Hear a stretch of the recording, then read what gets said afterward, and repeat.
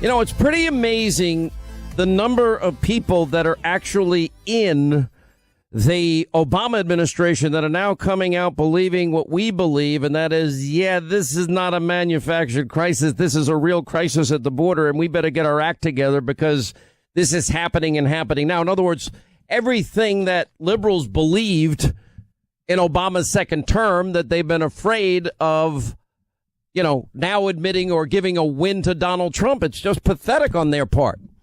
It's so bad. It's so pathetic, but it is really so predictable, isn't it? We got a lot to get to today. We're going to hit that. Mark Morgan, who used to be the former chief of Border Patrol under Obama, is going to join us today. We have a segment on creepy, crazy Uncle Joe Biden. I mean, things are getting worse for him. Joe Biden, the close talker. He's more than a close talker. He's creepy. We have those extra now new women getting involved in all of this. But I got to tell you something. When you look at what's happening, we did a report last night with Lawrence Jones and the head of the sector, the Rio Grande sector. Rio Grande sector, you got to understand, when I went down there with President Trump last time, now I've been down to the border at least 12, 14 times. I need to go back and count because I don't know the exact number of times, but we've been down there a lot. And the last time I was down there was with President Trump. And if you look, you're at the Rio Grande. It's extraordinarily shallow water. If you can't, and you look on the other side, there's Mexico. You can walk it in 30 seconds and there's nothing to stop you. And then you get through and then, you claim asylum. And then you, by law, we're now putting you you get withheld. Now we don't have the space to hold you. Now they end up letting you go, give you a court date. 95% don't show up for the court date. Why would they? Why would they? They got what they wanted, like the MS-13 guy I told you about yesterday. I mean, this guy literally had been convicted of manslaughter, and lo and behold, he's back in the United States years later. No problem. Back in Long Island, MS-13. Now, ICE has nabbed hundreds of illegals in the biggest workplace bust in a decade, and that is illegals. This took place. And you got to thank these American heroes that work at our Immigration Customs Office, our ICE agents, one of the biggest busts ever. And maybe Democrats would like to take the time and call these people and thank them for doing a great job when they're not saying that we need to eliminate ICE and we need to break down border walls because Democrats want these borders wide open. Look, let's be honest. For years, Republicans, they have catered to a part of the Republican base that wants the cheapest labor possible. And I'm like, well, guys, that's hurting Americans that need jobs. That doesn't help our fellow Americans. There are people still suffering from the Obama era of economics. You know, getting 13 million Americans off of food stamps now we've gotten millions, and getting 8 million off of poverty. We need these jobs. Energy is going to be a big source of growth and job creation, especially in the next 6 years, assuming that Donald Trump gets a second term, which I'm pretty sure he's going to get. Anyway, so more than 280 employees of a North Texas telecommunications repair company, they were arrested by federal immigration officials. It became the largest worksite operation in more than a decade, according to Immigration and Customs Enforcement.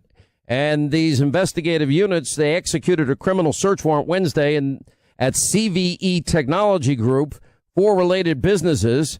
And it's based in Allen, about 25 miles north of Dallas. And the investigation is ongoing, and we'll see what happens to them. The Destroy Trump media mob complaining that if the president follows through on his threat to close the southern border, the economic disruption is going to be a catastrophe for both the U.S. and Mexico. Now, just to give you a little heads up, the president is not moving expeditiously to make that happen. As a matter of fact, the president is giving Mexico time to get their act together. And, 1 year they're being given to stop the drugs, the migrants, or he's going to tax cars and close the border.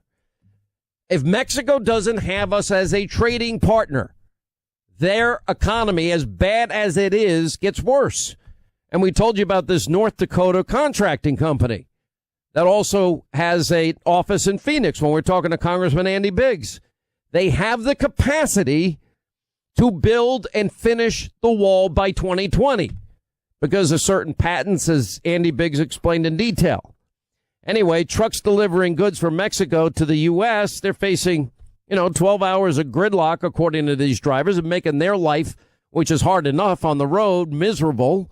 But there's not much you can do because the only people that are getting what's happening are the people in El Salvador, Guatemala, and Honduras.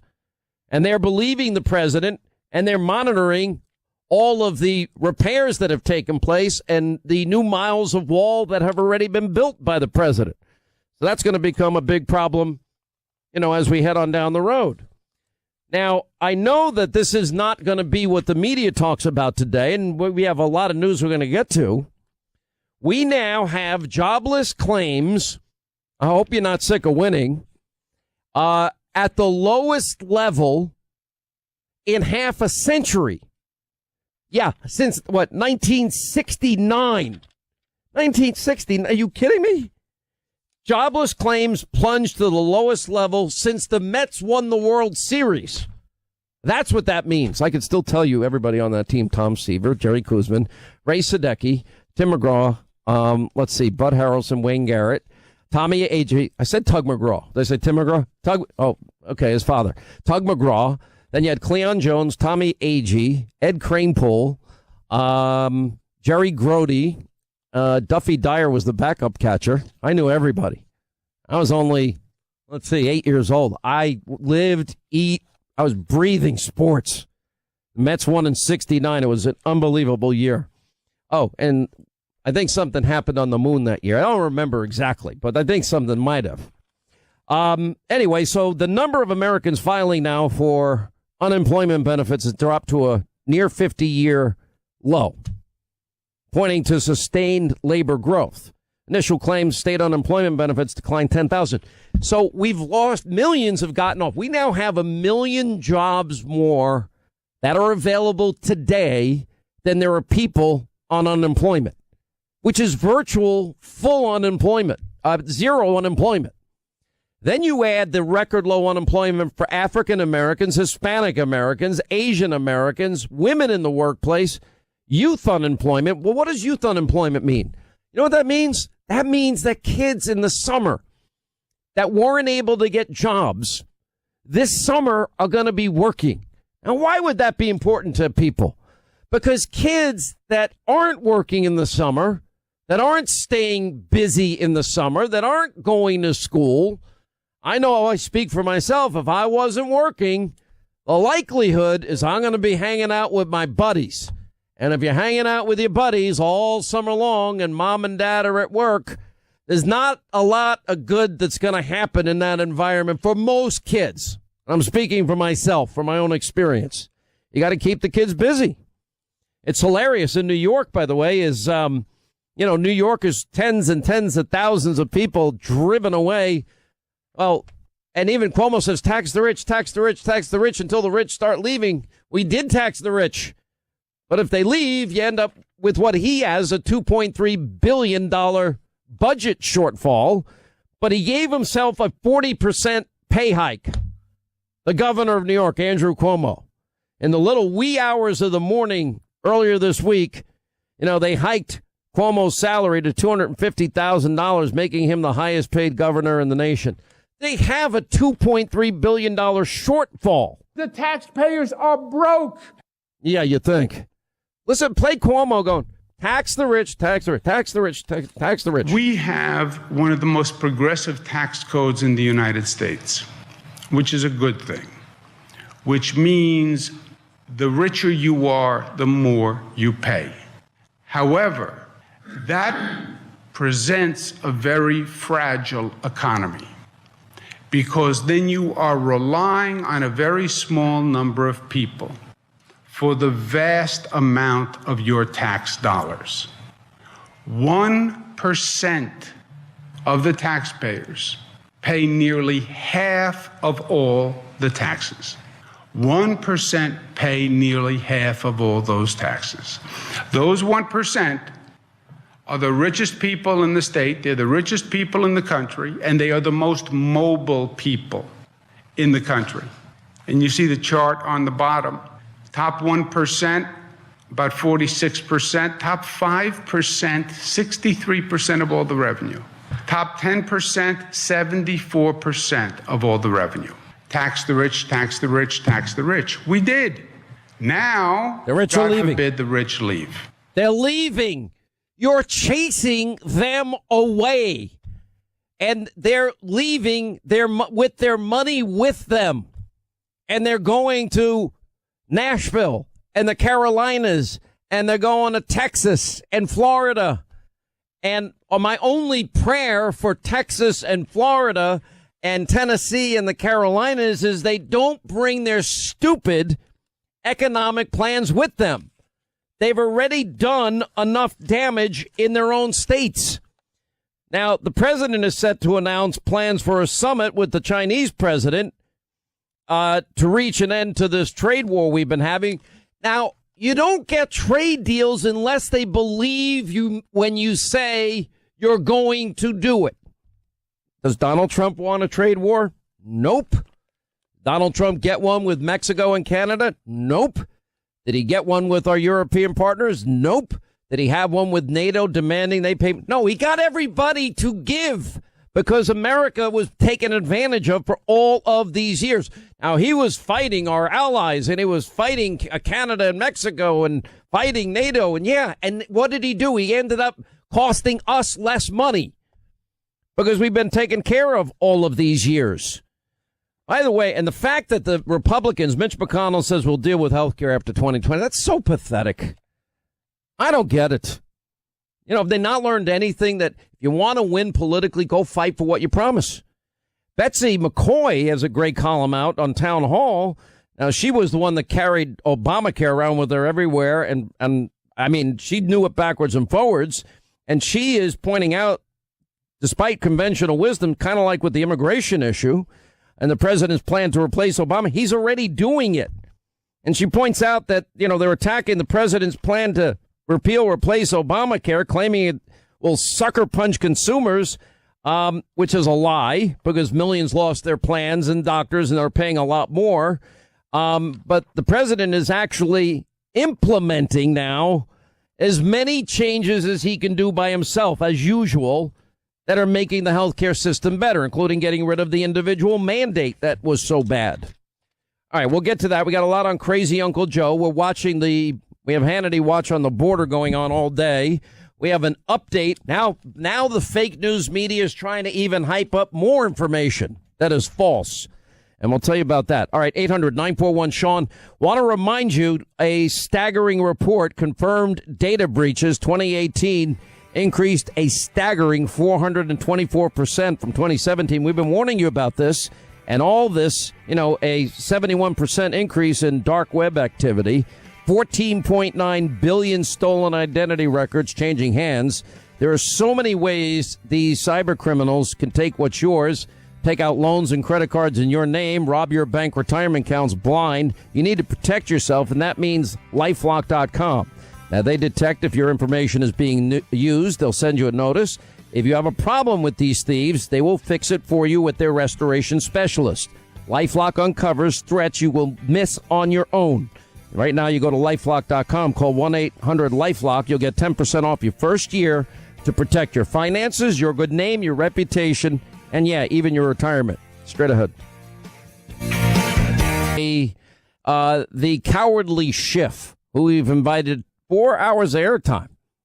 He won't get back to us. What has he said the last time he called over there? What was the answer? Oh, they just say, oh, the mailbox is full, and then I email and they don't reply. Yeah. Have you gone after Nadler's office yet? Maybe we ought to invite him for 4 hours. Oh, okay, I'll do that. Yeah. Might be busy though. He's issuing a lot of subpoenas these days. We have a dossier on him too. And our dossier is not Russian. I'm looking forward to the evidence. It wasn't put together by a foreign national. At what point is he required? I didn't even have to pay for it. All we did was put together their words, what they said. The same Nadler who said he didn't want the Ken Starr report to come out.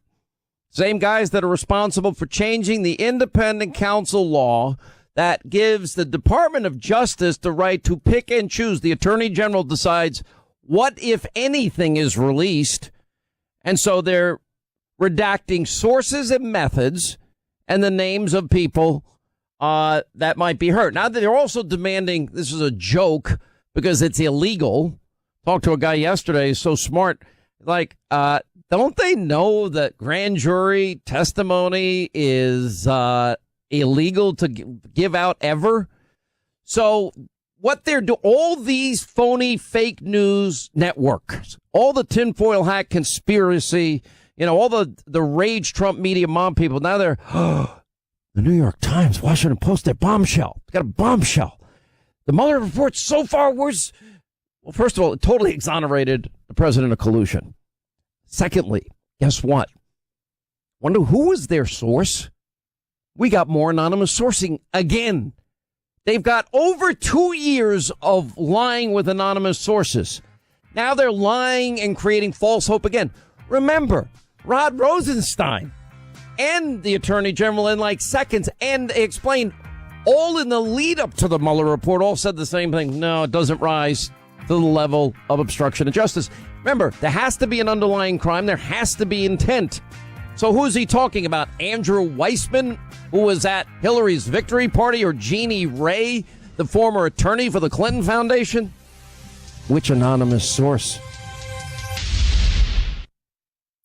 Spectacular level for over 2 years. Hang on, I'm writing somebody. This is very funny. Over 2 years, and they're caught. There's not a single person, no news division in the country was able to vet Barack Obama back in 2007 and 8.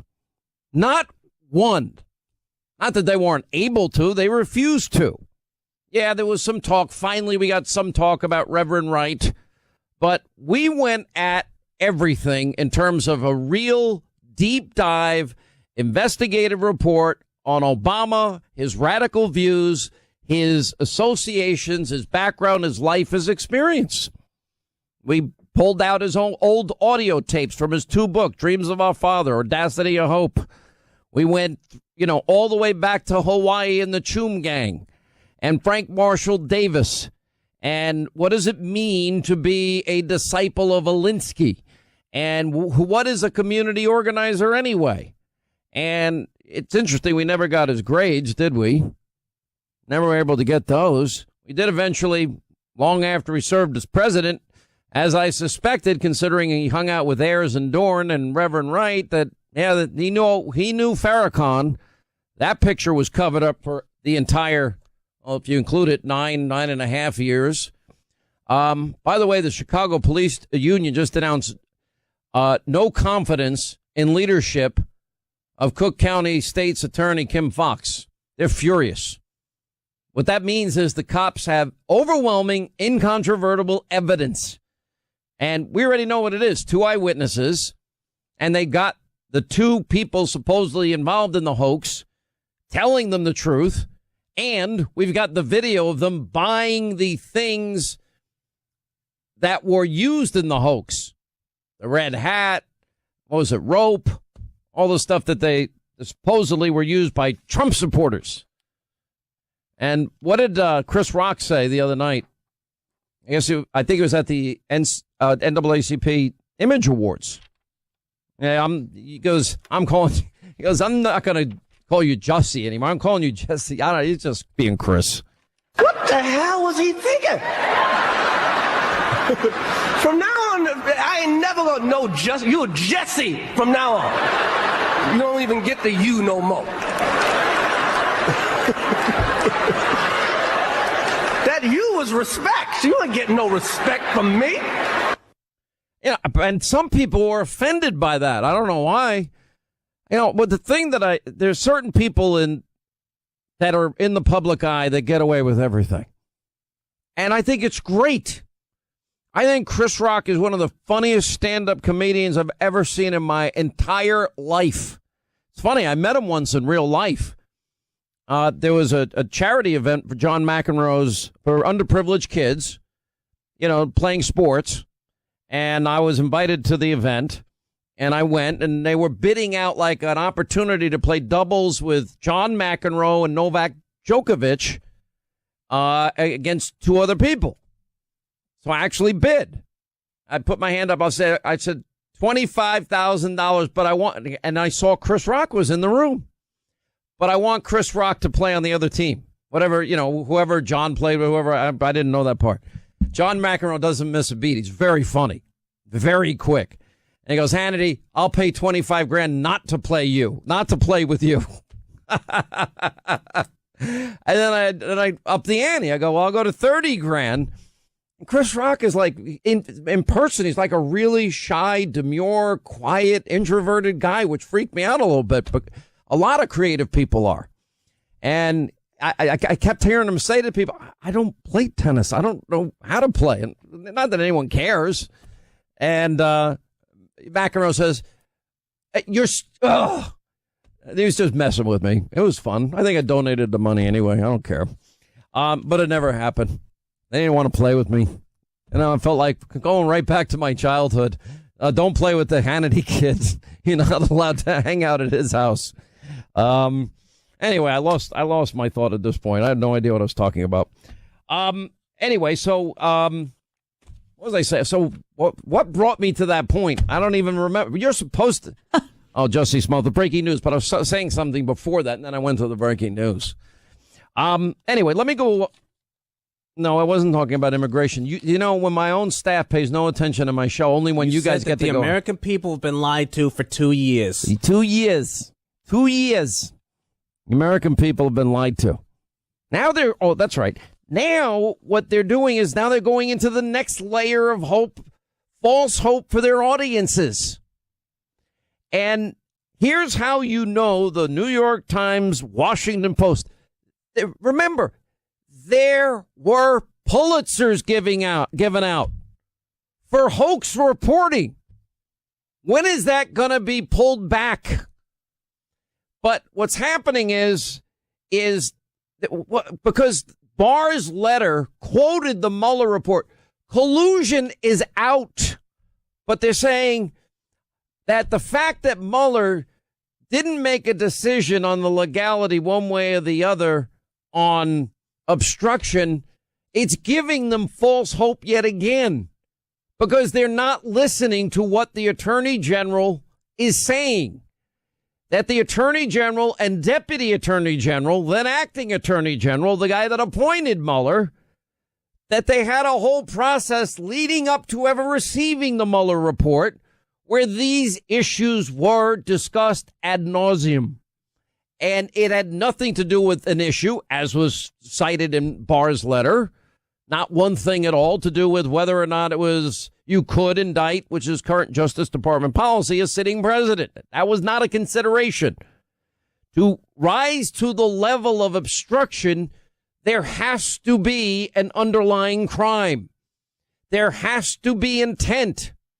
Now, because the president openly hoped that a 33-year veteran of this country that fought on foreign lands during wartime, who wasn't even thought to have lied to the FBI, General Flynn made a plea deal. He hoped, I hope this guy doesn't get in trouble. That means he hopes the guy doesn't get in trouble. There wasn't, I'm directing you to leave him alone, which, by the way, the president would have the authority to do as the head of the Justice Department. Now, you can say, well, are they talking about obstructing the investigation? James Comey's firing. James Comey himself said, I knew when I was appointed I could be fired for any reason or no reason at all. When I was appointed FBI director in 2013, I understood that I served at the pleasure of the president. Even though I was appointed to a 10-year term, which Congress created in order to underscore the importance of the FBI being outside of politics and independent, I understood that I could be fired by a president for any reason or for no reason at all. Any reason? All right. So what is the president obstructing? Okay. Was he obstructing the Mueller investigation? Well, if the president is defending himself, now we now have had 4 investigations A 9-month FBI investigation. Strzok and Page are definitive. There's no there. Lisa Page, after 9 months, we found nothing. Zero as it relates to Russia-Trump collusion. And we had the Nunes and House Intel Committee report. No collusion. Then you have the bipartisan Senate committee and Senator Burr. No collusion. Now we have the Mueller report. No collusion. But we got, well, Mueller, this is going to be far worse for the Trump campaign than they ever imagined. Well, for number one, the attorney general doesn't have to because Democrats wanted it this way after the Clinton Starr report. They changed the independent counsel law, and people like Jerry Nadler never wanted Starr's report out in the first place. Now demanding and subpoenaing, and we have the right to grand jury material. No, you don't. No, you don't. And the authority you gave to the Department of Justice and the AG, what I don't understand, the president is now beginning to realize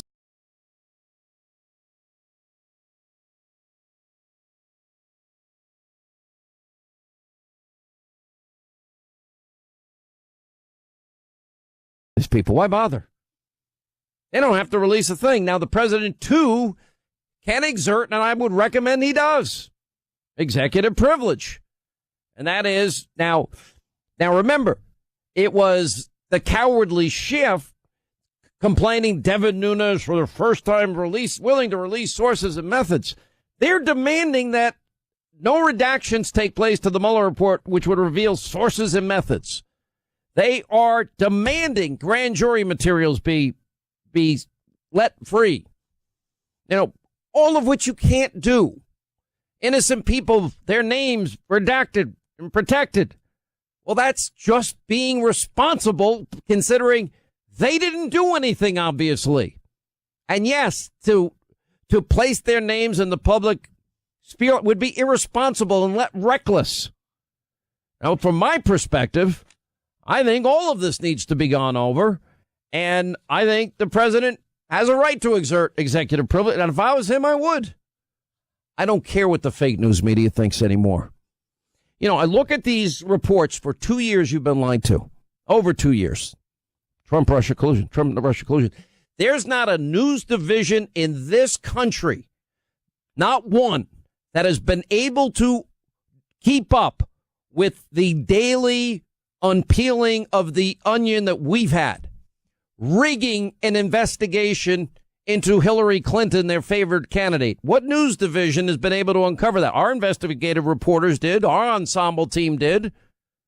We know now that James Baker, the number one lawyer at the Justice Department, he wanted to indict Hillary on the Espionage Act. It's obvious she committed that crime. It's obvious. You want obstruction of justice? Hillary, 101. Subpoenaed emails, deleted, acid wash your hard drive, beat up your devices, take out SIM cards. So nobody in the media now cares about any of that. They missed the biggest abuse of power. Now, all of that information's coming. Notice nobody is asking for the FISA application to be given, to be released. They don't want that. Well, that's going to impact James Comey's future probably in a big way. Maybe Rod Rosenstein's future in a big way. He signed the third renewal, the fourth FISA warrant. James Comey signed the first one. The bulk of information, the Grassley Graham memo says, was Hillary's bought and paid for Russian lying dossier put together by a foreign agent with funneled money. So now we got these anonymous reports. You got NBC, fake news, they're clinging to their tinfoil hat conspiracy with everything they got. They're quoting Gerald Nadler, who didn't want the Starr report out. Who was the leaker? Because it's based on anonymous sources. You know, and by the way, Times admits they aren't on Mueller's team.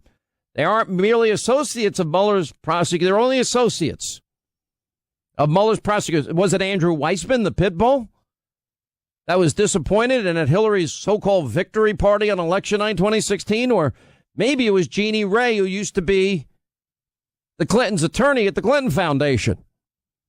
Because who is this anonymous source? Obviously, they're desperate to justify their work, and they wanted an outcome. You know, it would be reasonable to surmise that Jeannie Ray still has many friends in Hillary land. Be easy to surmise that Andrew Weissman still hates Trump and loves Hillary. Or maybe it's Strzok or Page or Comey or Clapper or Brennan, known leakers. Or maybe Susan Rice. Or maybe when we got so close with the Bruce and Nellie Orr testimony and the Page Strzok testimony that all of the investigation into Hillary was being run by Loretta Lynch. Tarmac Bill Loretta Lynch. The one who said it's a matter, not an investigation. The one that got to decide. And even Strzok and Page saying, we knew the fix is in. Everybody at that Department of Justice under that AG is a Democrat. We know it's done. It's a done deal. Anyway, we got a lot to get to today. We're going to talk about creepy Joe Biden. It's even getting worse. Crazy. Claims such a diverse group of franchisees who've chosen to grow and diversify their investment portfolios in a $24 billion health and wellness industry. But Retro Fitness can. They're all united by a common goal to deliver the very best personalized fitness. American people hostage might stop manufacturing a crisis. This president just used the backdrop of the Oval Office to manufacture a crisis. This crisis can have, as we see now, a very elastic definition. He's determined to convince you there is a crisis at the border, even though an intelligence official tells CNN, quote, no one is saying this is a crisis except them. Manufactured crisis. Anyway, hour 2, Sean Hannity Show. Glad you're with us. 800-941-SEAN, toll-free telephone number. You want to be a part of the program. This is all a huge lie, what they are saying to you. The media is saying it. The Democrats are saying it. The Democrats in Obama's second term recognize the crisis, and that's why they not only voted to secure the border, but finance the building of border walls. Now, like with everything else, you always get the amnesty. You always get the consideration for the people that didn't respect our laws and sovereignty and entered the country illegally. And you never get the border wall. You know, you always get the spending increase. You never get the tax cut. They're going to spend more, but in years 4, 6, and 10, you're going to get a tax cut. That never occurs. It just is. You've got to get it up front. And the president has been steadfast, fighting, and look, as he always does. He is tenacious. He is unrelenting. Look at his fight. I want to deal with health care. Now, we promised. Now, let's do it now. Mitch McConnell, let's do it in 2020. I'm like, it's unbelievable to me. You know, just like the media mob lied about collusion, Russia. Well, let's see. We had a 9-month investigation by the FBI. No collusion. Asked Page and Strzok. There's no there. Then we had also 2 congressional investigations. The House Intelligence Committee. No collusion with Russia. Then we had a bipartisan committee in the United States Senate. And what did they find? No collusion. Now the Mueller report. Barr's letter quotes no collusion. Well, maybe now anonymous sources saying, well, maybe there's hope for the obstruction. Why did Rosenstein and Barr? Because if there's no underlying crime and you cannot prove intent, I don't care what Trump said. Well, yeah, I hope Flynn doesn't get in trouble on this. Oh, he's a 33-year American hero, served his country. What's wrong with hoping that? He didn't say to fix it. Just said, I hope nothing happens to him. And by the way, I hope nothing happens to him. Hope they don't put this guy in prison. Put his life on the line for us in combat for how many years? Served his country for 33 years? It's unbelievable. Now, how many Americans have to die? 2-year period, over 4,000 homicides. Let's see, over 30,000 sexual assaults, over 100,000 violent assaults by illegal immigrant criminals. Again, I'm only talking about the 2%. I am assuming the 98% that come here illegally want a better life for themselves and their families. I'm just asking that we have a chance to vet you, and I'm asking that you have to show us that you're not going to be a burden on the American taxpayer. You know, I like merit-based immigration systems. Well, we need IT guys, or we need people, you know, helping out farmers or whatever it happens to be. I don't mind the big wall with the big door. My 4 grandparents came here from elsewhere. But the lie is what's got to be dealt with here. Now, we're going to have a report again tonight on Hannity, the TV show, just like we had a report last night, except tonight we actually have the video of all the people coming in illegally at night from last night. It's exclusive to our show. Mark Morgan is with us. He is the former chief of Border Patrol under the Obama administration, retired assistant director of the FBI. Well, you understand the border as well as anybody based on what I've read about your background and your experience. Is there a crisis, and is it now as bad as it's ever been at the border? Yeah, Sean. So clearly, I go one step further. It's beyond a crisis now. It's an emergency right now. And anybody who says they're just continuing to perpetrate a complete lie. And here's what I'm saying now. And I've been saying this for a little bit now, is this crisis is actually, Sean, the worst that it's ever been along the southwest border. The worst it's ever been. And the reason, one of the largest reasons why, is because of the demographics. We are not returning these people like we used to back in the 90s and 2000s when we had over 1 million. Now we're looking at 1 million this year, and we're letting in 65% of them in the United States. So that means this year we're going to let 650,000 people in the United States. Worst crisis we've ever had on the southwest border. It is worse. Now, in part, I believe because the president is tenacious, now has the Congress has not been able to override his veto as it relates to the emergency order on the border and border security. And the Defense Department has identified some $9 billion in unused funds that they are now going to appropriate to build the border wall. I told my audience yesterday that there's a guy, well, his actual company's out of North Dakota, but they are also positioned in Arizona, that is able to build the rest of the wall and get it done by 2020. And apparently everyone's taking him seriously. This guy has a great track record, this contractor. Yeah. So, Sean, I tell you, and this is another thing. What they want to keep shifting the goalposts around, right? So now, because the numbers are so overwhelming, people have to stop saying that it's a manufactured crisis, but they still won't say it's also a threat crisis, right? And they want to talk about we need technology, we need this, but they still won't go to the wall. And I'm here to tell you, we need to do it all, including the wall. Congress needs to have legislative fix. We absolutely need to increase technology personnel, and we need additional barriers where it makes sense. We need all of that to effectively secure our border. And anyone who says otherwise, all they're using is political talking points to further an ideology, and they just do not know what they're talking about. Why is it now? You worked under Obama, and you're assistant director of the FBI. Yes. How come you're seeing and speaking in obvious truth? For example, around 300 Americans die every week from heroin overdoses. Now fentanyl is so pervasive, and it's being laced. They're using it to lace a lot of drugs. The president now has pressured China to stop the manufacturing in China of fentanyl, thank God, as part of the trade agreement that apparently is going to be coming to Mar-a-Lago for a final negotiation, is what I'm reading. Why, if 300 plus Americans are dying every week, and I've interviewed angel moms and dads, have you, over the years, have you met them? Those people whose sons and daughters were killed by illegal immigrant criminals that sometimes are protected by sanctuary laws? Absolutely. I was just on the Capitol steps with numerous angel families just a few weeks ago. Last night I was talking to a father of his son, Drew, was killed by an illegal alien. Absolutely.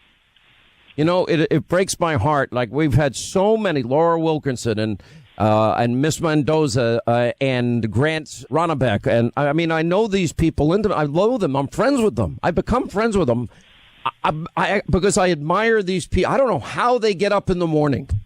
Mark, I don't know if your kid is killed by somebody that was in jail for holding a woman hostage and raping her for a week, gets out of jail because of a sanctuary law, and kills your son, who's 22, working in a convenience store so he can raise money to pay for college. I'm not sure I get over that too easily. Sean, I am with you 100%. Amen. And we need to keep hitting this harder and harder. This is an area I don't understand. These deaths are preventable. If Congress will enact legislative fixes, we can turn this flow off by removing incentives, and if we can fix the sanctuary city laws. These are deaths that can be prevented. Bambi Larson, a few weeks ago, a 59-year-old woman, a home alone, her last dying breath, her last look of her life was an illegal alien stabbing her to death. Someone that had been arrested 6 times, 2 separate counties in California, 9 ICE detainers, had an active detainer on him, and they let him go. When do these people with these sanctuary states and sanctuary city laws that let the criminal aliens out and aid and abet in further criminal activity, when do they get held responsible for what they do? They're aiding and abetting future crimes of violent criminals. It's insanity to me. Absolutely. Well, in fact, they just took a lawsuit in California that they lost because that state has a version of qualified immunity. So the lawmakers in that city, it was rejected. They were found not that they couldn't be held accountable. It's absurd. It's a travesty of justice. You know, and look. When I was in government, I went through numerous shutdowns. So don't get me wrong. I'm not making light of this. But I saw congressional lawmakers on the steps of the Capitol holding pictures up of government workers that lost a paycheck. But they can't come and stand next to an angel family who lost their son, their wife, their husband, their daughter, right? How is losing a paycheck more important than losing a life that we could have been prevented? John, I don't get it. I just don't get it. That's called permanent separation. Everyone's upset about separation. And by the way, the president that fixed that wasn't Obama. It was his policy and Bush's policy before him. It was Trump that fixed it. All right, quick break. Right back. More with Mark Morgan, former chief of Border Patrol under the Obama administration and former retired assistant director of the FBI. Listen, I want to remind you, too, about CarShield. Look, when it comes to costly repairs, you need options. You know, often you're stuck bargain hunting for the best deal because it's $1,000, $2,000. That's a lot of money. And then you're going for the cheapest fix. Well, you can't put a price on your family's safety and security on the road. And that's why I have, and you really need to get extended vehicle protection from CarShield. And the great news is CarShield, they're going to make the process. If your car has an expensive repair, they will make it super easy. They'll cover the repair. You pick either your favorite mechanic, you pick the dealership. It's all your choice. They provide 24-hour roadside assistance and a rental car while your car is being fixed for free. And it doesn't matter how many miles you have on your car, maybe 5,000 miles, maybe 150,000 miles. Doesn't mean you have to pay high repair bills.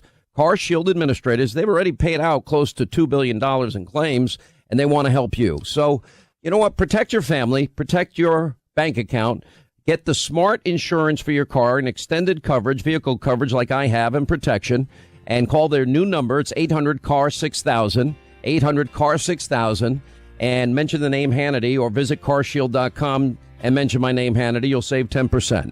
All right, carshield.com, 800-CAR-6000. And by the way, promo code Hannity saves you money. Arms that this is a real crisis. It's never been this bad. And there's drugs, there's drug cartels, there's gangs, there's people dying. There are violent assaults, and we're not doing anything about it, except Democrats say, no, there's no crisis. I want to ask you one question, and this goes to your retirement, your capacity, your history as the assistant director of the FBI.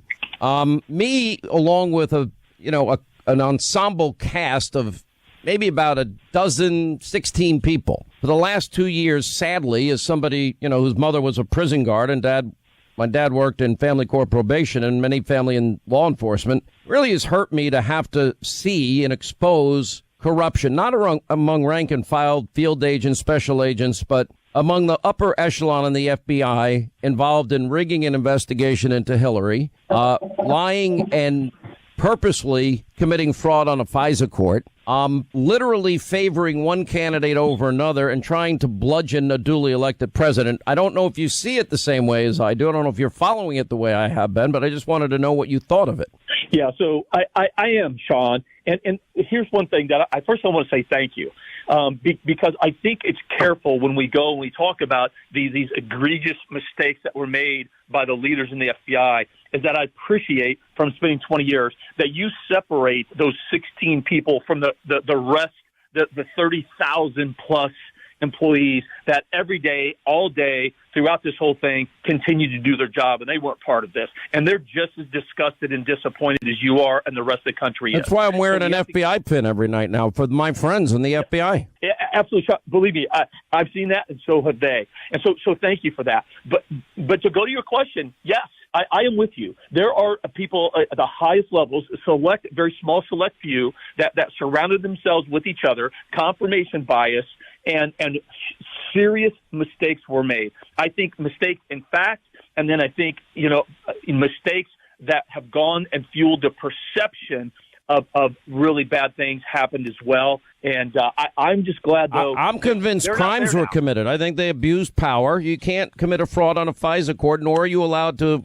rig an investigation because you think one candidate should win $100 million to zero. I think that's right. And Sean, I tell you, there is enough, it's so funny. We're talking about the predication used to open up the CI case against the president and the special counsel and et cetera. Well, I think from my 25 years of law enforcement, there's more than enough predication to open the cases on everything that you just talked about. There absolutely is. And I can tell you, here's where the rank and file, Mr. Comey, lost the rank and file. It was when he came out in his congressional testimony and said that he had anonymously leaked an official bureau file.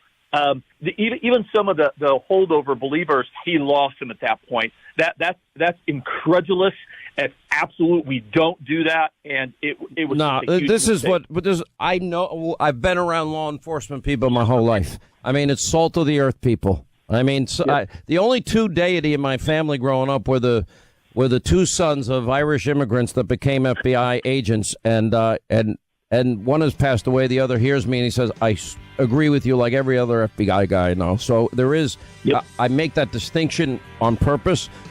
You're a real outspoken hero, Mark Morgan. Thank you for being with us. We'll have you back. Thanks, Sean. You bet.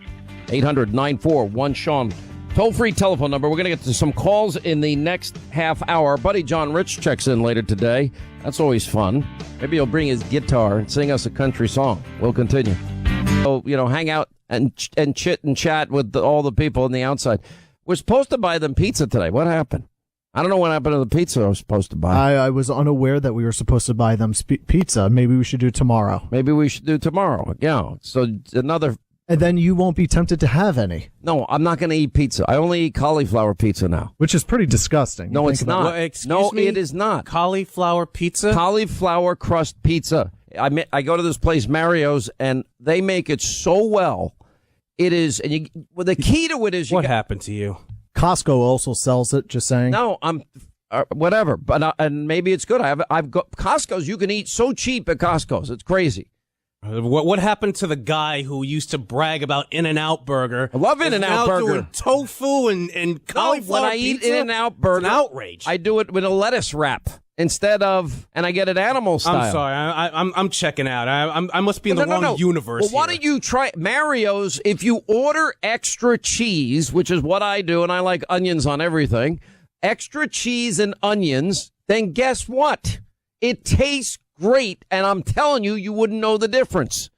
By the way, Linda is back in, and hello. We were just talking about your disgusting Linda Blair projectile vomit drinks. Okay, first of all, I'm doing it alone. Blair's not a part of it. I know. Kylie is a part of it. Kylie is... All right, you guys can't have your own conversation in there. If this guy Joe in Rhode Island wants to talk to you, Joe, I got a question before. I lived in Rhode Island for 5 years. Have you ever been to the Black Pearl in Newport? You mean Bannister's Wharf? Of course. That's right, Bannister's Wharf. Clam chowder. Is that not? Say it with your Rhode Island Boston accent. Bannister's Wharf, Newport, Rhode Island.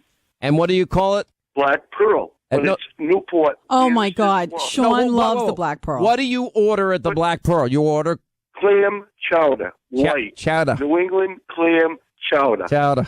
What? Wait, when we were in New Hampshire. Mr. Hannity. Wait. Mr. Hannity, I have to admit, I love listening to you, but you there's have a but the Rhode coming. Island. You have the Rhode Island accent. The word "gonna."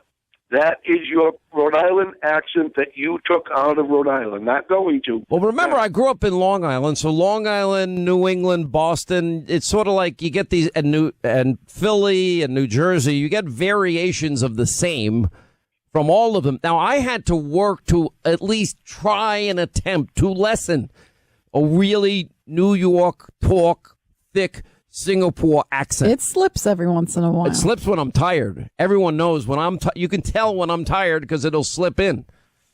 But we love it. We love it. And the Ghana, I mean, people that I talk to and they listen to you, they laugh. They say, Joe, you're perfect with it. But what I would love you to do is to come up to Rhode Island, come to a Gaspee Day parade, the first blow for the country, first blow against the British, and it is the oldest 4th of July parade in Bristol. No, Bristol. In the country. I have been to the 4th of July parade in Bristol, Rhode Island, and it's one of the biggest parades ever. And I lived in Warren, which was next door. I was sort of like midway between Providence and Newport when I lived in Rhode Island, 5 years. I lived on Child Street. In case you're interested, you can even check out the dress. It's historic now. 119 and 109 Child Street in Warren, Rhode Island. I lived there. And by the way, my landlords were the nicest people I ever met. Yes. Because I had no money and they took pity on me in like 50,000 different ways, and they're amazing people. Thank you. But the Gaspee Day parade, I'd love you to come up. We have colonial reenactments. I do colonial reenactments. Love you to come up. Let you fire the musket. We even have a cannon. Let you fire the cannon. Second Saturday in June, and it's been going on for 52 years.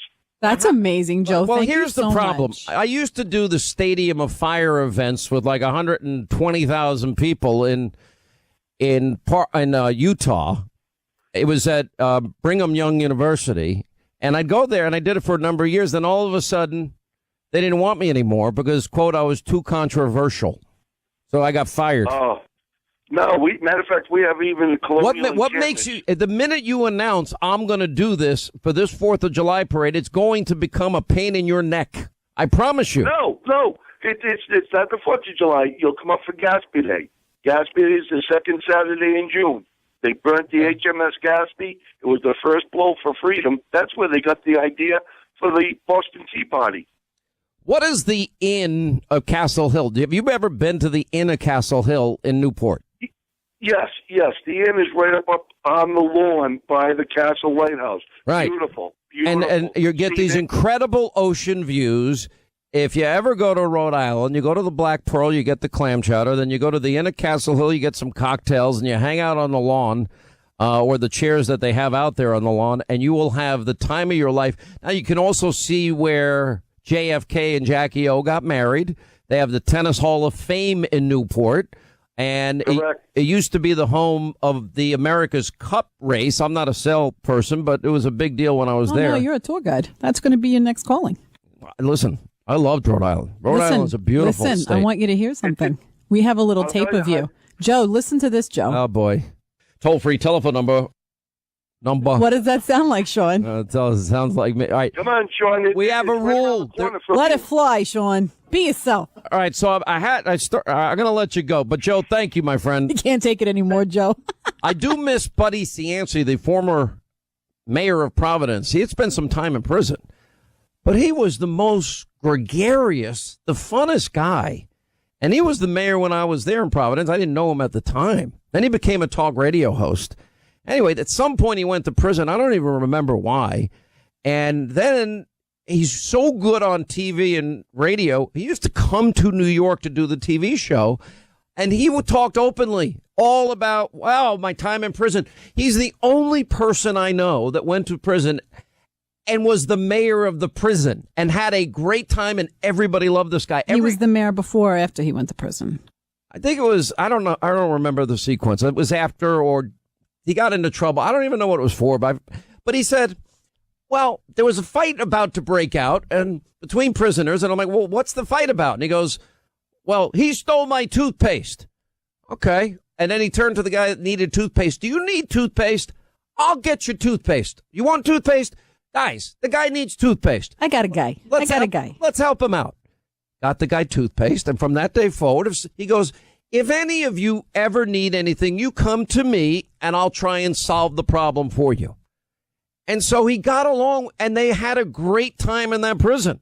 He told me for a time that's horrible and you lose all your freedoms, he enjoyed it. But he would come to New York and he would bring me gallons of black pearl clam chowder. It's unbelievable. The best thing I've ever had. Just so you know, he only went to prison for racketeering. 4 years in a federal prison. Yeah. And he was already a mayor and then he went. Yeah. It's not so bad. It's and not he tried to run again. Everybody loved the guy. He was a gregarious, fun guy that probably did something stupid, is my guess. Anyway, all right, let's get to our phones. We're off topic here. All right, Mark is in New York, the all-new AM 710 WOR. What's up, Mark? How are you? Good. How are you, Sean? I'm good, sir. Yeah, excellent. I'm Mark, and I'm founder-owner of the Made in America store up here outside of Buffalo, New York. Oh, that's awesome. I want to go look at your website. Yeah, we celebrated 9 years yesterday, Sean. We're up to 9,000 products, support 500 privately owned American businesses. And I want to say I like your show. It's the only one I watch on TV. It's the only factual one. My dad's 82, too. Loves you. Oh, thank him and thank you. I appreciate it. And where can people get on your site? What's your site? Yeah, we launched a new site, madeinamericastore.com.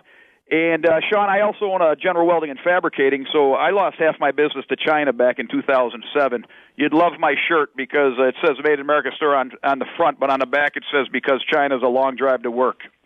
Wow. I want to get you one. I want to send you one. Oh, my God, right? I love that, Mark. That's awesome. The president is going to, I think, he's already made progress on the exporting of American cars and dairy and farm goods, and this deal is going to be really, really important to American manufacturers as well. Now, the other side of that is they got to stop the intellectual property theft that's been going on. And I know because, my friend Keith was the inventor of the year. I own General Welding, and I support skilled trades. Sean, I know you worked with your hands, but I was a rector set kid, and my father ball and chained me in the garage, but I support skilled trades. I go to these schools now. I try to give kids a purpose and tell them we got to get the metal shops and wood shops back in these schools. We do need that. We absolutely need that. I went to the Rhode Island College of, I'm going to get it wrong, and they're going to say a technical college because I wanted to finish my education. I wanted to be a full contractor. Problem is, I was going to school. And then all of a sudden, the guys that were teaching the classes realized, he has a contracting company. He knows how to do, a lot of work. He's great at rehabilitation and sheetrock and painting and all this. So they would give me A's, but I'd be working on their projects with them and making money. I'm like, guys, you're not helping me out by giving me an A for nothing. We watch you do your work, so we know you understand it. I'm like, I want to learn more than that. And they're like, well, you're kind of making money, and if you have any questions, we'll give you individual lessons. Yeah, my gosh. I want to tell you, Sean, we've got 9,000 products in our store, but we have nothing that plugs in or takes a battery. So I tell everybody we've been to the moon, but we can't build a toaster. It's a 40-year mistake in this country. No, agreed. But, the president, thankfully, has put his focus on this. We're getting close to 1 million manufacturing jobs created under Trump. And remember, those are the jobs Obama said are never coming back. So, all right, listen, I got to run, my friend. Thank you. 800-941-SEAN. And we're going to post your store on hannity.com. Mark's store. That's awesome. Hey, if there's one thing we all need to agree on, it's the need to feel safe and secure in your home. Fear less. Well, you want to be fearless in your own home? You need Simply Safe Home Security. They have taken the home security business, turned it upside down, gotten rid of everything that everybody hates about the home security business. Number one, they don't bust up your walls. You don't have a hardwired system. It's a system that is wireless but works under the most difficult of situations. And you can even take it from one home to the next home or one apartment to the next apartment. And it is built and protected in ways that expect the unexpected. Power goes out, it works. Wi-Fi down, it works. Burglar smashes your keypad, it works. Simply Safe has some of the fastest response times in the industry. They're ready to send help 24/7 if, God forbid, your family has an emergency. It's not just me, CNET, PC Magazine. There are now millions of Americans like me protecting our homes with Simply Safe Home Security. Get yours today. Protect your home and family. SimplySafeHannity.com. You'll get a 10% discount. It's only $14.99 a month. No installation fees and no contract to sign. SimplySafeHannity.com. 10% off to protect your home, your family. That's pretty good. I'm not sure about the cauliflower crust. Listen, I've tried the zucchini noodles instead of real noodles. I'm not a fan of it. No, my husband's not either. But the reason I'm calling is I'm just upset about Uncle Crazy Joe Biden.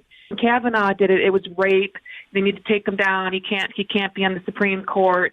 And now Joe Biden gets his hand slapped, free ride, and he has to behave himself now as more women are coming forward. It just doesn't seem fair. What's really, really ridiculous about it all is how would they be acting if it was a Republican? And we know the answer. Exactly. And we have a guy in Virginia right now that's being accused by credible women of rape and and violent sexual assault. People that all we're hearing is Russia, Russia, Russia. Yeah, now we're back to Russia, Russia. How many times? This is the biggest epic media fail ever. And they're going to try and grab a line or two out of the Mueller report, but they still ignore what I'm telling you. It's all coming cascading down. That will be the FISA applications. That will be the fraud committed before FISA courts. That will be all the Gang of Eight information, including what the FBI upper echelon knew and when they knew it. That'll include them rigging the investigation into Hillary Clinton. Instead of indicting her, they rigged it to protect her. All of this is coming out, and the media still, they can't accept we were right. I can't think of a single news division in this country that was able to unveil and report and investigate and disseminate the truth like the Hannity radio and TV show. How many news people fail? All right, Sandra, thank you. Brent, Nebraska. Hi, how are you? Great, Sean. Hey, just wanted to kind of get you updated since our conversation last week on all the flooding that's going on out here. But what a lot of people aren't realizing is that the mortality rate that's hit our calves is just astronomical. The expectation is we're looking at about 1 million calves that are going to be lost this year. So what that's going to do to the price of beef is going to be a tragedy. By the way, are you guys, in Nebraska, are you getting the help that was promised? I mean, I don't think we've seen anything yet, to be honest with you. We're just doing what we can from a local standpoint. Counties taking care of counties. Well, but, I want you to know something.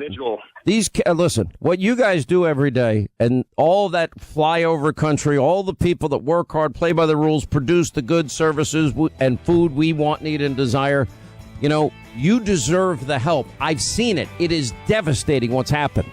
First, you're in our thoughts and prayers, and if you're not getting it done, call this program back, and we'll make sure we make a big stink about it, okay? Talking about it, Sean. I will.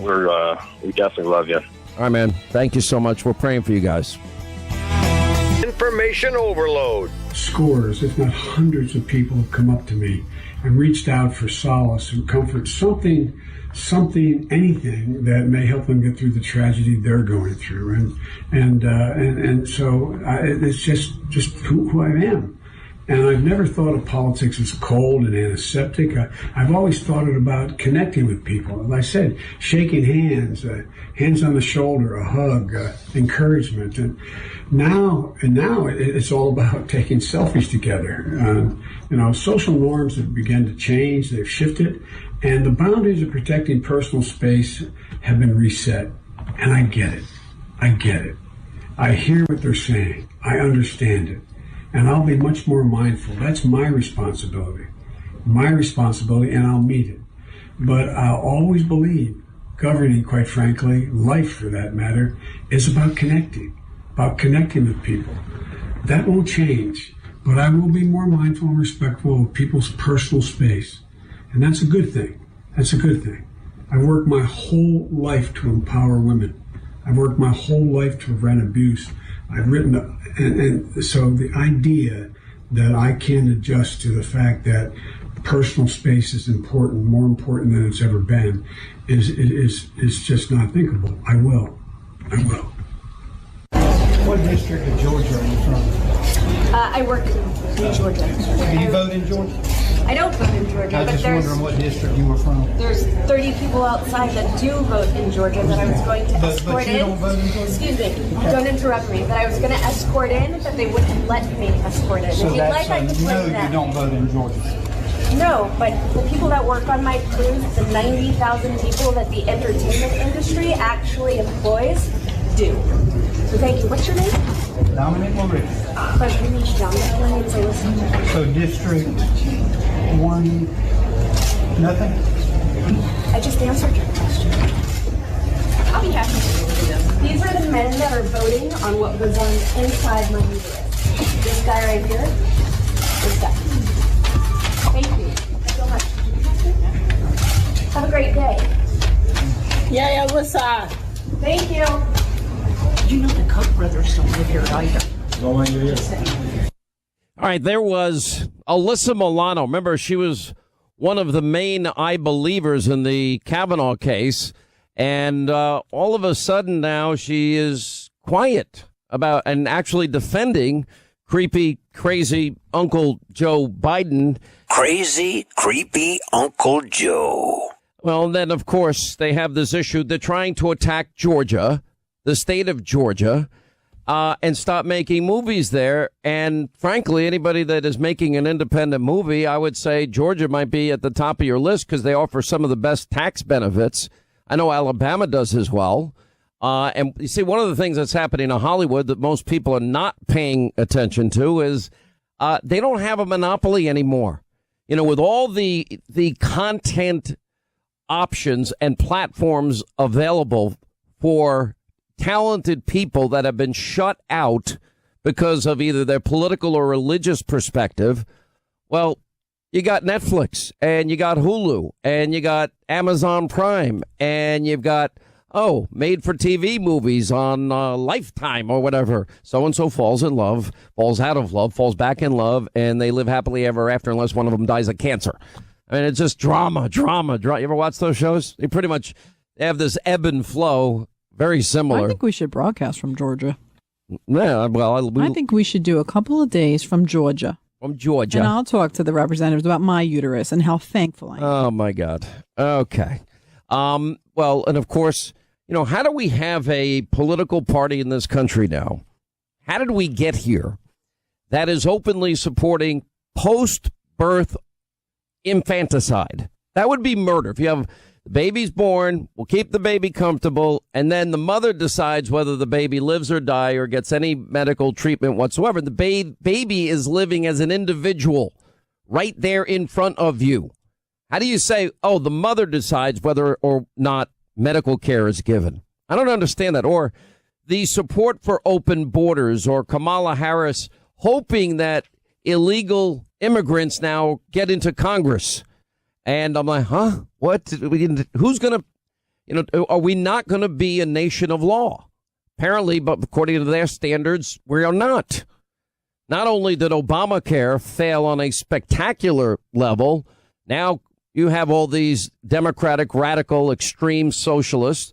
Well, they want Medicare for all. That means you cannot, according to people like Kamala Harris and other 2020 candidates, you are not allowed to buy your own insurance. Now, that will impact 180 million Americans will be impacted by all of that. Then what is this with the kissing of the ring of Al Sharpton? We got to get Al Sharpton's approval. Did everyone forget Al Sharpton's background? Did you hear he talked about you this morning? Who, Al? What did he say? He said, Sean Hannity used to come here to Non with me. And yeah, he was here and he talked here and we go way back. No, I did. I actually debated him. This was one of the biggest moments at the National Action National Action Network. Action Network. And what happened was I debated Al Sharpton. And I actually brought to the debate tapes like we play on this program. And I had it in a, what do you call it? One of those little, remember when people used to have the boom box thing? Whatever they call it. Cassette players? Yeah, no, it was the long one with the big stereo speakers on the end. Called a boom box. That one. Okay. So he had that, and I said, I can start playing it, Reverend Al. I said, you like me to start? And I started playing it. Anyway, so the room is packed. Packed. Sweet baby James was there. And, I was there, too. And you were there, too. And then there are thousands of people outside the room banging, let us, and chanting, let us in, let us in. Everybody wanted to go. No, we didn't charge money for it. And I started out that debate. I said, Reverend, do you believe, because he's a reverend.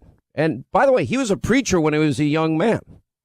And I think he's sincere in his beliefs, but I think politics at time in his career has taken over, and he said a lot of incendiary things, and he really never apologizes for it. And his actions and statements in the past are kind of hard to reconcile because if it was a conservative that had said these things, they'd never forget it as long as they live. Anyway, joining us now, we have Danielle McLaughlin and Jonathan Gillum with us. And, well, let's just go through why is every Democratic candidate now sucking up to Al Sharpton? Here's his greatest hits. You ain't nothing. You a punk. Now come on, do something. David, yes. You want to be the only on television. The only in the newspaper. The only can talk. Don't cover them. Don't talk to them. Because you got the only problem.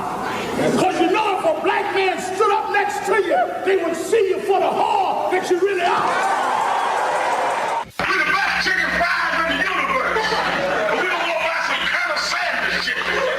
White folks was in the cave when we had built empires. But you did. No matter if you needed to earn $1, you'd go out and figure out how to earn $1. Mm-hmm. You know, you didn't sit around and wait for somebody to hand you something. Mm-hmm.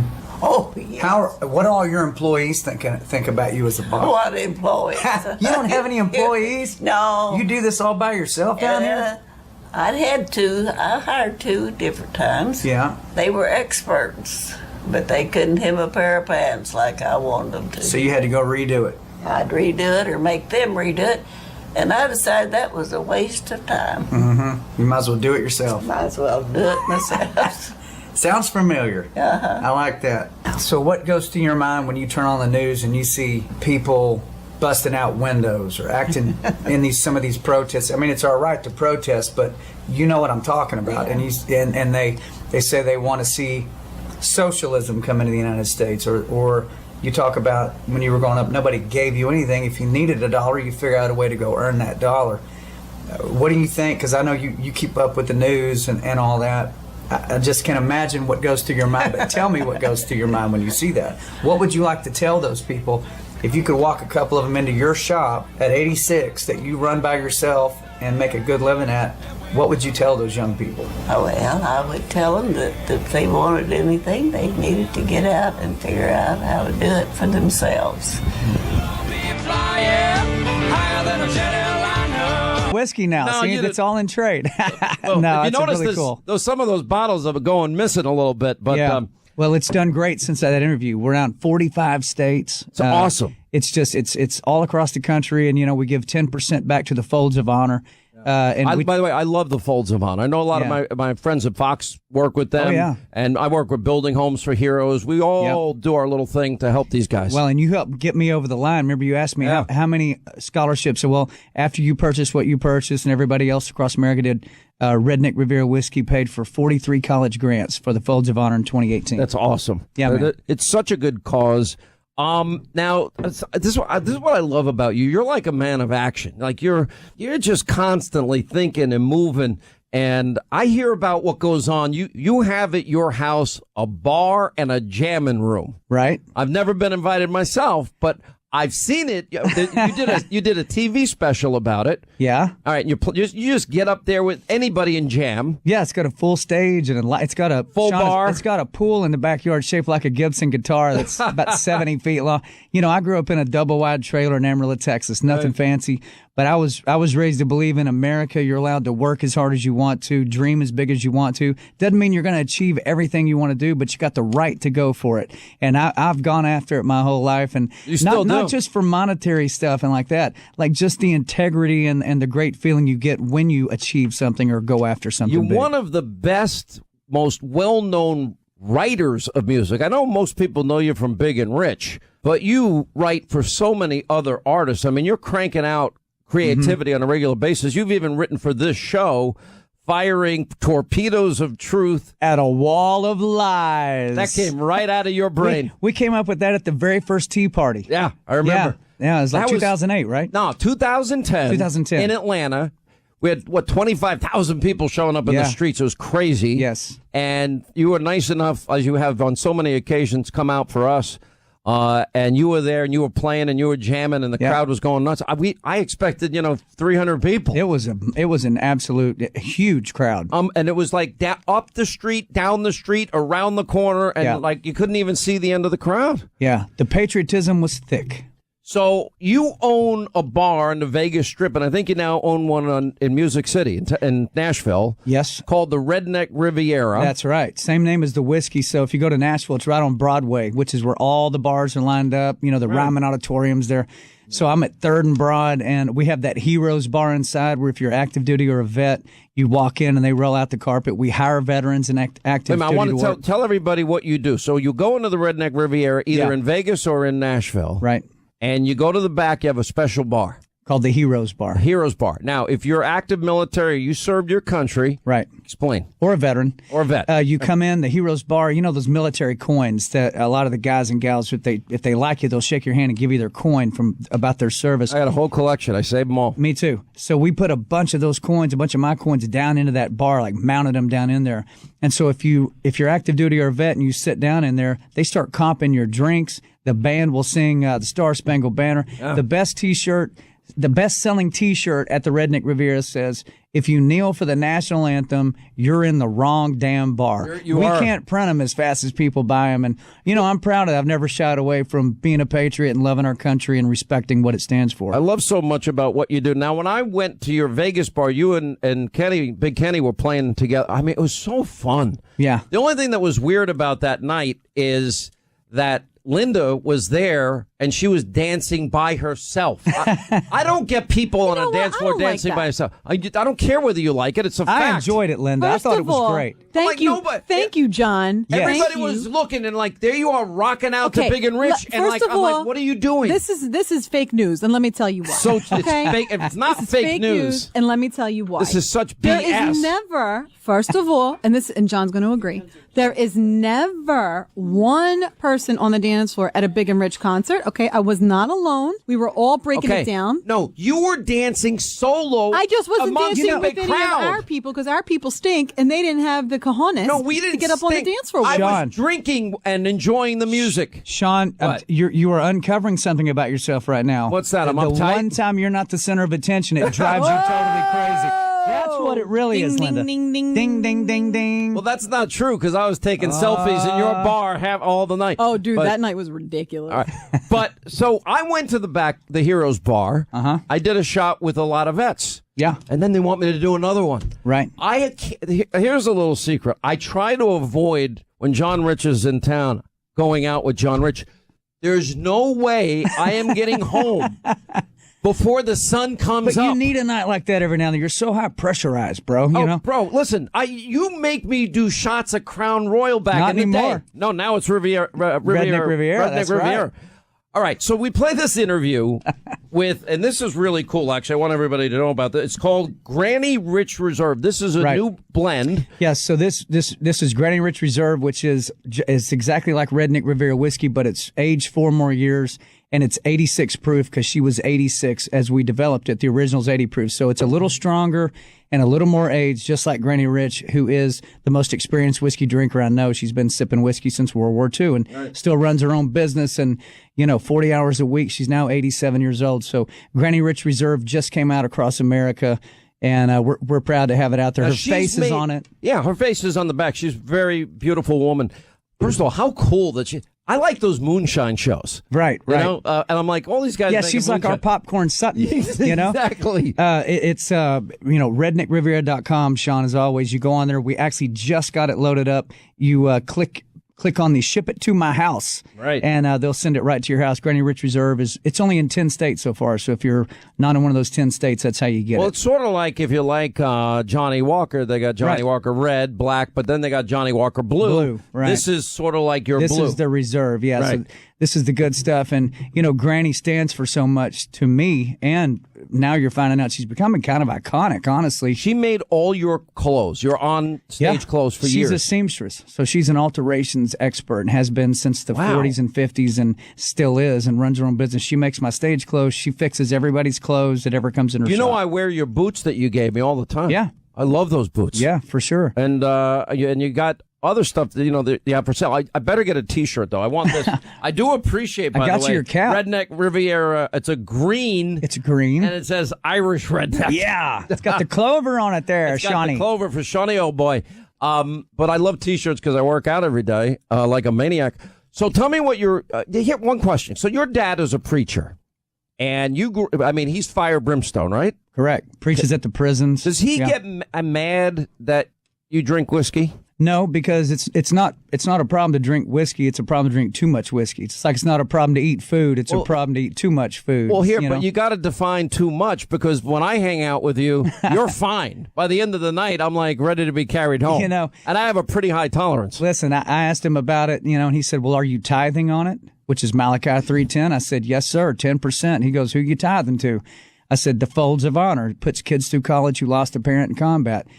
I said, "So are we good?" He goes, "Well, Jesus didn't."